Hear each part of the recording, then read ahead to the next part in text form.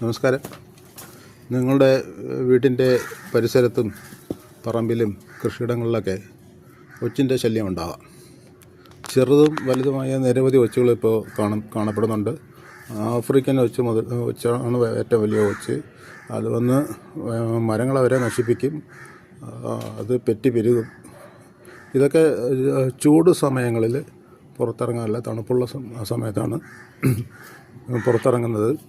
ഈ കുഞ്ഞു ഒച്ചുകളാണ് നമ്മൾ ഈ ചെടി ഇതുപോലെ ഗ്രോ ബാഗുകളിലൊക്കെ ശല്യം ഉണ്ടാക്കുന്നത്.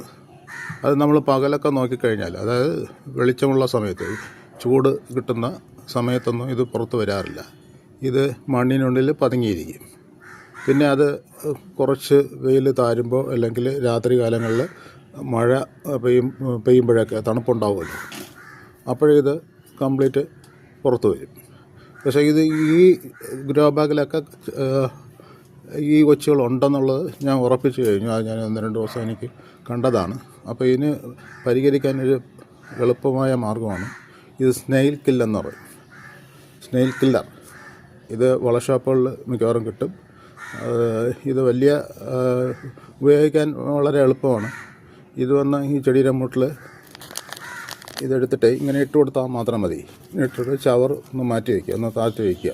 ഇത്ര ചെയ്ത് കഴിഞ്ഞാൽ ഇതിൻ്റെ മണം കൊണ്ട് ഈ ഒച്ചുകളൊക്കെ ആകർഷിക്കപ്പെടും. അകത്ത് ഇത് ഗ്രോ ബാഗിലുള്ള മുഴുവനും അതിൽ വന്ന് ആകർഷിക്കപ്പെടുകയും അത് ഇതിൽ വിഷാംശം തിന്ന് മരിക്കുകയും ചെയ്യും. അങ്ങനെയാണ് ഇതിൻ്റെ പ്രവർത്തനം നടക്കുന്നത്. കൈകൊണ്ടൊക്കെ എടുക്കുക. കൈകൊണ്ടെടുത്താൽ പ്രത്യേകിച്ച് ശ്രദ്ധിക്കുക, നല്ലവണ്ണം സോപ്പിട്ട് കഴുകണം. പിന്നെ മറ്റ് മൃഗങ്ങൾക്കോ മറ്റ് ജീവികൾക്കോ അത് അപകടകരമല്ല. കാരണം എന്താ പറഞ്ഞാൽ ഇതിൻ്റെ രൂക്ഷമായൊരു ഗന്ധമുണ്ട്.